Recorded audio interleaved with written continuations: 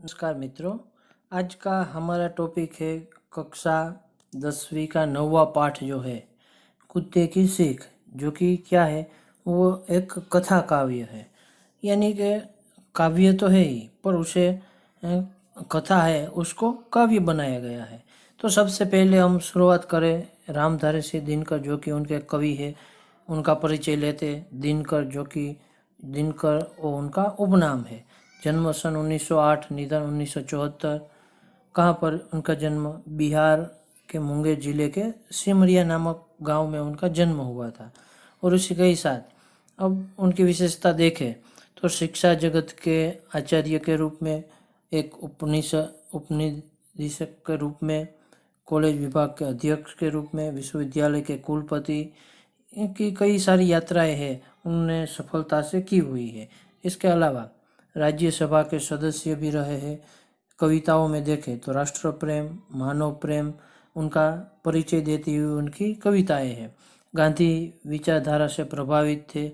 प्रगतिशील सामाजिक चेतना के कवि के रूप में भी उसे जाना जाता है।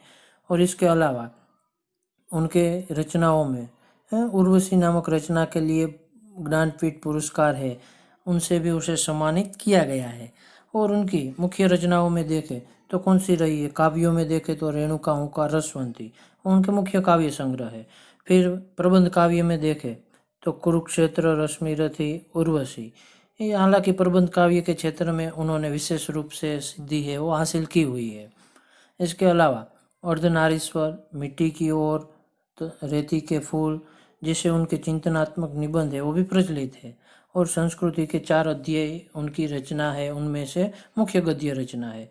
तो इस तरह यहाँ पर जो अब बात की गई है कि प्रस्तुत काव्य है वो क्या है, एक बच्चों के लिए लिखा गया, जिसमें कुत्ता और खरहा, खरहा यानी कि क्या होगा, एक प्रकार का जंगली खरगोश है। तो वो खरगोश दोनों के बीच की जो कहानी है उसे काव्य के रूप में प्रस्तुत किया, यानी कि कथा काव्य कहे तो कह सकते हैं। जिनमें मुख्य बात है वो क्या कही गई है कि छोटा हो या बड़ा, ताकतवर या कमजोर, जब बाजी है वो अपने प्राणों पर आती है तो उसमें एक विशेष प्रकार की शक्ति का संचार, यानी कि एक विशेष शक्ति है उनका उद्भव होता है। और ईश्वर ने ऐसी शक्ति है सबको दी रखी हुई है। देखते काव्य में किस प्रकार से उनका वर्णन दिया गया, इसके बाद आप अपने आप ही समझ जाएंगे। जो कि आसान सा ही काव्य है, ठीक से ध्यान से सुनेंगे तो आराम से हम इसका हल है वो निकाल पाएंगे। अब देखें तो क्या बताया गया है कि वन में एक घनी जुरमुट थी। घनी यानी कि गीच, बहुत ही जाड़ी जाकरों से भरी हुई, जुरमुट यानी कि जाड़ी। वन में एक जाड़ी जो है वो होती है, जिसके भीतर जाकर खरहा एक रहता था, सबकी आंख बचाकर। एक खरहा, खरहा यानी कि जंगली खरगोश, जो सबकी आंख बचाकर यानी सबसे बचते हुए वो रहता था।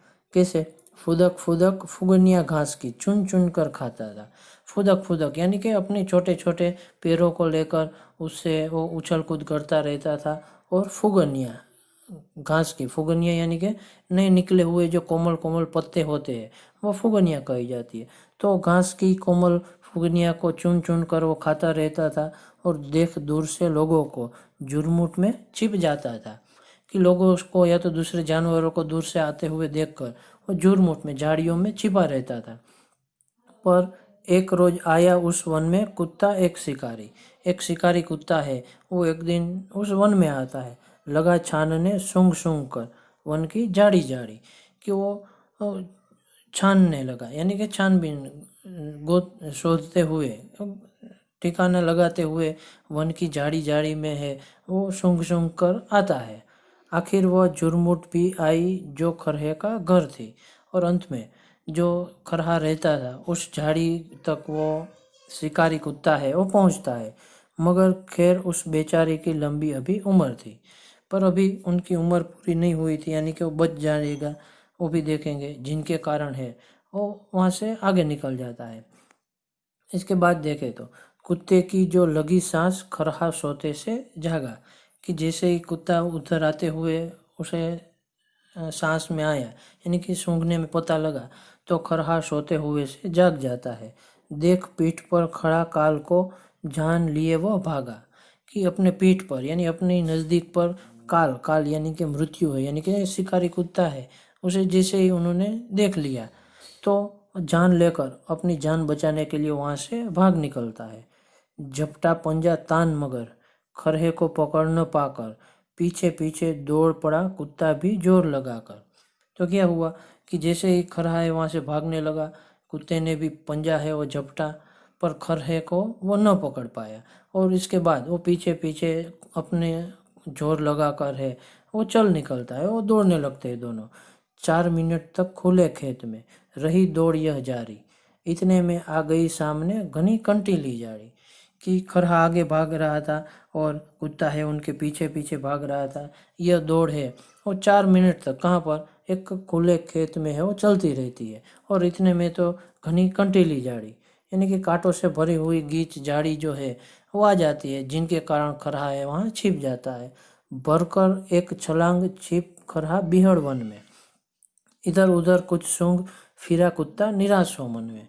कि खरहे ने है एक छलांग लगाकर बीहड़ वन में, एक कंटीली झाड़ी थे उसमें वो छिप जाता है और कुत्ता भी इधर उधर सूंघ कर निराश हो जाता है, नहीं मिलता है, जिनके कारण वो वहाँ से निकलने लगता है।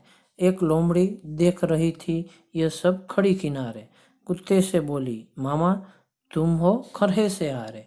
तो यह सब जो हो रहा था, ये घटना बन रही थी, वो एक लोमड़ी है वो देख रही थी। तो कुत्ते से वो बोलती है कि मामा तुम तो एक खरहे से आ रहे, खरहा यानी कि छोटा सा खरगोश है और तुम तो बड़े हो फिर भी हार गए, ऐसा उनका कहना था। इतनी मोटी देह लिए हो फिर भी थक जाते हो, वन के छोटे जीव जंतु को भी न पकड़ पाते हो। तो क्या कहा कि ये इतनी मोटी देह मोटा सा शरीर है फिर भी थक गए तुम, ये वन का एक छोटा सा जीव जंतु है फिर भी उसे तुम न पकड़ पाए। इसलिए यह बात जब सुनाती है वो लोमड़ी, तो कुत्ता है वो हंसा और बोला अरे दीवानी तू नाहक बकती है। नाहक यानी कि व्यर्थ ही, बिना कोई कारण से ही तुम बोलती रहती हो। बकना यानी कि बिना कोई अर्थ का बोलना यानी बकना। इसमें है जो भेद उसे तू समझ नहीं सकती है। कि तुमने तो ऐसे व्यर्थ में ही बोल दिया, पर इसमें जो भेद भेद यानी कि जो इनका सार है अर्थ है वो तुम नहीं समझी। कहते हैं कि मैं तो दौड़ रहा था केवल दिन का भोजन पाने, लेकिन खरहा भाग रहा था अपनी जान बचाने। कि मैं किस लिए दौड़ रहा था, कि मैं तो एक दिन का अपना भोजन है वो प्राप्त कर लूँ, इसलिए मैं तो भोजन के लिए है वो दौड़ रहा था। लेकिन खरहा है वो क्यों भाग रहा था, वो तो अपनी जान बचाने के लिए भाग रहा था। कि मेरे लिए तो भोजन का सवाल था, उनके लिए अपनी जान का सवाल था। इसलिए फिर कहते हैं कि कुत्ता है क्या कहता है कि कहते हैं सब शास्त्र कमाओ रोटी जान बचाकर, पर संकट में प्राण बचाओ सारी शक्ति लगाकर। कि शास्त्र भी हमारे यही कहते हैं कि रोटी कमानी है तो वो जान बचाकर, कि जान के बदले हम अपनी रोटी है वो नहीं ले सकते, पर यदि हमारे प्राण है वो संकट में हो तो सारी शक्ति लगा देनी चाहिए।